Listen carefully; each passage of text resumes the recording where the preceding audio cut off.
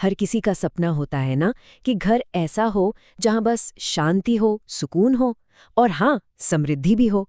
पर सवाल ये है कि इसे असलियत में कैसे लाया जाए। तो चलिए आज कुछ ऐसे ही पारंपरिक और बड़े ही दिलचस्प उपायों को समझते हैं जो कहते हैं कि घर में पॉजिटिव एनर्जी को बाकायदा इनवाइट किया जा सकता है।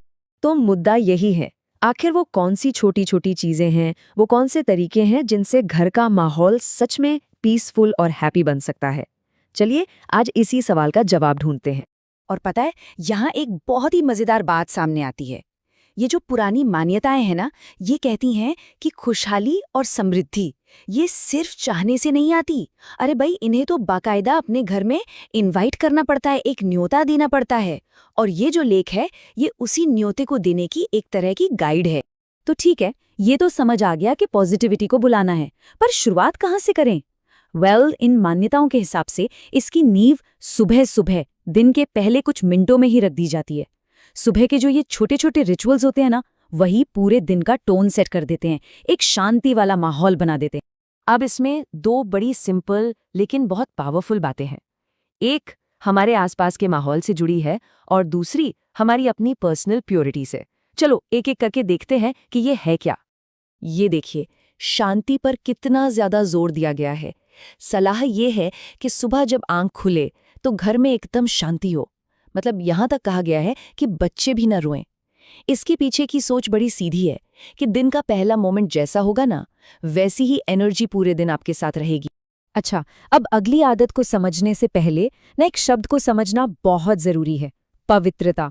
अब पवित्रता का मतलब सिर्फ नहाना धोना या फिजिकल क्लेनलीनेस नहीं है।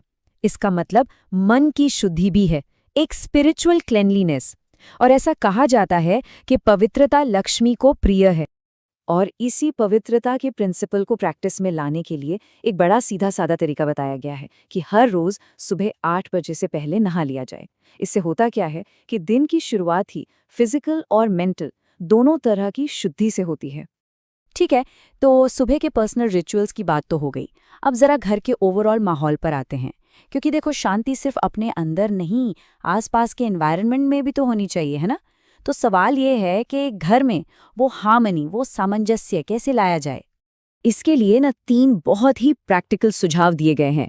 और ये सिर्फ घर की साफ सफाई के बारे में नहीं है, बल्कि ये फिजिकल और इमोशनल दोनों तरह की हार्मनी पर फोकस करते हैं। मतलब हमारी किचन से लेकर हमारे रिश्तों तक सब कुछ इसमें शामिल है। अब ये सुनने में शायद बहुत छोटी सी बात लगे, पर इसका सिंबॉलिक मीनिंग बहुत गहरा है। किचन में साफ पानी का एक लोटा रखना, इसे असल में समृद्धि को दिया गया एक खुला इन्विटेशन माना जाता है। और जैसा मैंने कहा, बात सिर्फ फिजिकल चीजों की नहीं है। घर का इमोशनल एटमॉस्फेयर भी उतना ही, बल्कि शायद उससे भी ज्यादा जरूरी है। यहाँ साफ साफ कहा गया है कि पति पत्नी के बीच का प्यार और हार्मनी ही घर में लक्ष्मी को रोक कर रखती है, और जहाँ झगड़े होते हैं वहां से वो चली जाती है। और आखिर में बात फिर से फिजिकल क्लीनलीनेस पर आ जाती है। किचन में रात भर जूठे बर्तन पड़े छोड़ना अच्छा नहीं माना जाता।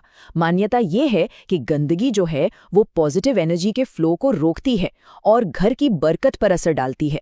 अच्छा, अब समृद्धि को इनवाइट करने का एक और बड़ा ही पावरफुल तरीका है, और वो है देने की शक्ति। इन मान्यताओं के हिसाब से अगर सच्ची प्रॉस्पेरिटी चाहिए तो दान और जेनरोसिटी, मतलब चैरिटी, एक फंडामेंटल प्रिंसिपल है। और यहाँ दान का एक बहुत ही खूबसूरत तरीका बताया गया है जो हमारे खाने से जुड़ा है। देखिए, दिन की जो पहली रोटी बनती है वो गाय और पक्षियों के लिए निकालने को कहा गया है। ऐसा करने से गरीबी दूर होती है। और रात की जो आखिरी रोटी है वो कुत्ते को दी जाती है, जिसे घर का रक्षक माना जाता है, और ये नेगेटिविटी को दूर रखने में मदद करता है। तो ये सब जो अलग अलग बातें हमने देखी, इनके पीछे का असली गहरा मतलब क्या है? चलिए अब इन सारे धागों को एक साथ जोड़ते हैं और पूरी पिक्चर को समझने की कोशिश करते हैं। तो आखिर में हम ये देखते हैं कि ये सारी बातें, ये सारे सुझाव, ये किसी एक होलिस्टिक फिलॉसफी का हिस्सा हैं। एक खुशहाल घर की नींव आप कह सकते हैं इन 5 पिलर्स पर टिकी है: पवित्रता, शांति, सामंजस्य, दान और स्वच्छता।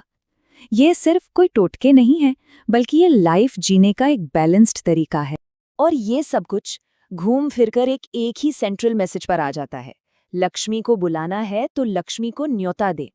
ये लाइन हमें बस ये याद दिलाती है कि एक पॉजिटिव और प्रॉस्पेरस लाइफ बनाना कोई एक्सीडेंट नहीं है, बल्कि ये एक कॉन्शियस और एक्टिव एफर्ट है। और आखिर में ये सब हमें एक बहुत बड़े सवाल पर लाकर छोड़ देता है कि सिर्फ पैसों और मटेरियल वेल्थ से हटकर आज के इस मॉडर्न दुनिया में एक समृद्ध यानी प्रॉस्पेरस जिंदगी का असल में मतलब क्या है। और ये एक ऐसा सवाल है जिसका जवाब शायद हम सबको अपने अपने लिए खोजना है।